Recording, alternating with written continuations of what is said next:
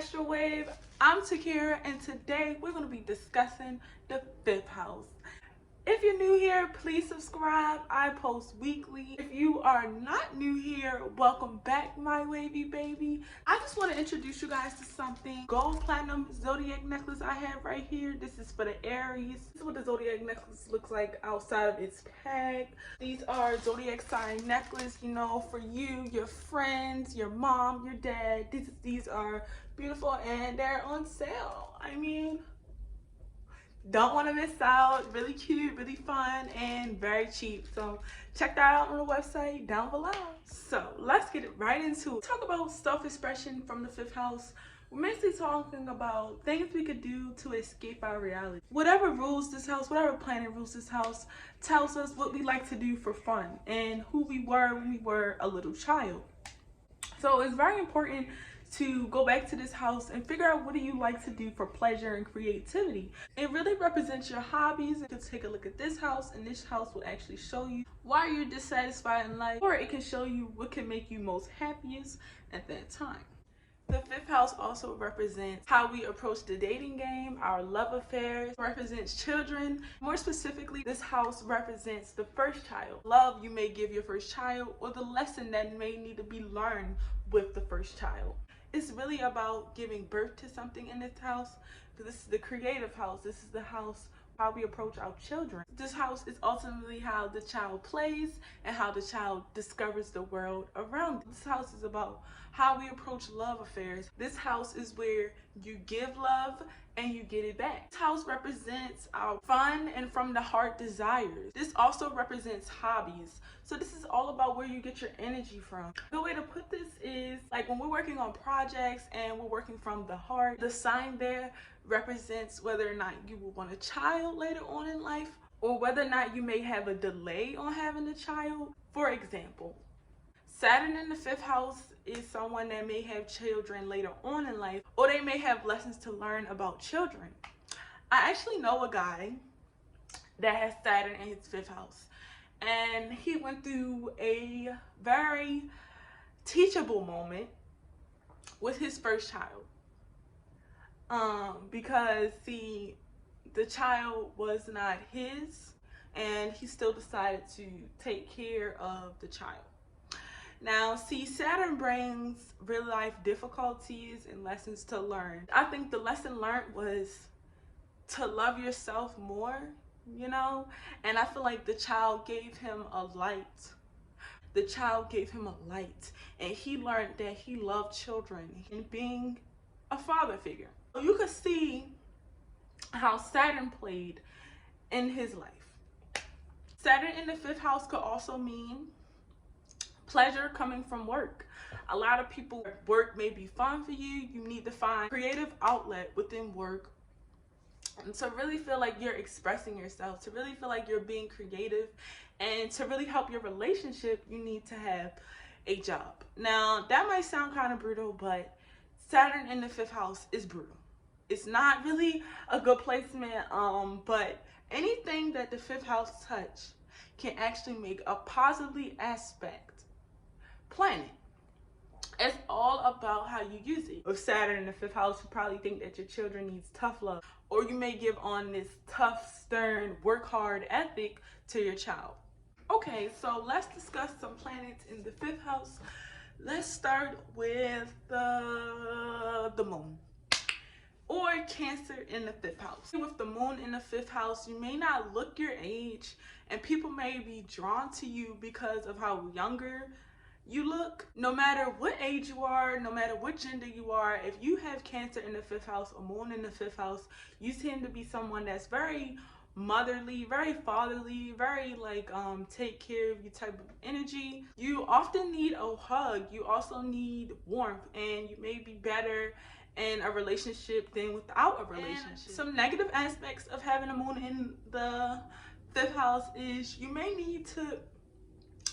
want to feel pampered. You may want to have everyone bow down to you, or you may be someone that does not really like to face realities. Like, for example, you may dislike household chores, or you just may dislike doing things that are part of your responsibility, especially with a person that may have a stellium in the 5th house. Also, moon in the 5th house also indicates that you love children. You absolutely love children. I mean, you're the mother of the zodiacs. You would love children. You're very motherly, probably very good with children. All right, so let's talk about Pluto in the 5th house, or Scorpio in the 5th house. This person seems to be very moody in relationships, into play with relationships with this placement, whether it be from you or the other partner. The placement of Scorpio / Pluto in the 5th house also could mean you had a rough childhood. This does represent children, and so maybe you've had a rough childhood, not so normal childhood. This also could indicate a gambling addiction, indicate never quite growing up, or growing up too early. Scorpio in the 5th house, you may be very self-sacrificing. You tend to be the victim of very forceful, powerful issues. You tend to be in this position where other people are taking up power, or you have taken power, but you seem to not get what you want. Saturn in the 5th house people tend to withdraw, often feel downgraded. They're not very spontaneous. Like I said earlier, they're more so on the less playful side of the 5th house. Relationships might take a very serious approach. I feel like with Saturn in the 5th house, this will be your lesson to learn in life, whatever that may mean for you. It may also mean like life lessons and relationships. I feel like the lesson to be learned here also is, especially with a stellium in this house, is to learn to separate work from play.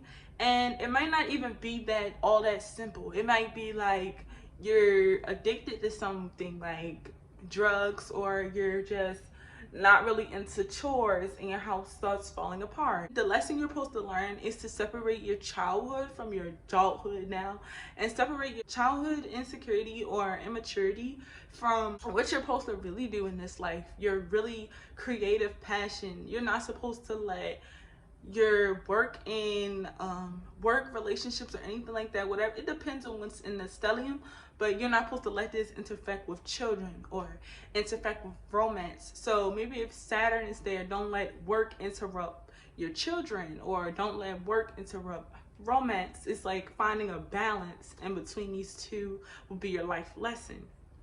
Also, to remember that your career may be something that you really want to be creative about. So don't go into work for pleasure. Do what you like to do and be creative. And your career will allow you to be creative. Like, once you allow yourself to get creative, your career will allow you to be creative, because the lesson to learn is to take life seriously and to come back from those setbacks creatively. Someone with Uranus in the 5th house may have children unexpectedly, because Uranus is about unexpectedly and unpredictability. So with Uranus in the 5th house, you may have children unexpectedly. That's mostly for everyone, but just be mindful of that. You may feel independent through your lover. The lover may give you individuality and independence and freedom. Planets in the 5th house may indicate you are someone that will create your own life. You will create your own atmosphere, but also take a look at the sign that is there. Just because there are no planets there doesn't mean that it's not being ruled. Taking a look at the sign that is there will help you tremendously with figuring out what drives you to be creative, what helps you with children, and how you gain pleasure in your relationships. Onto stellium in the 5th house.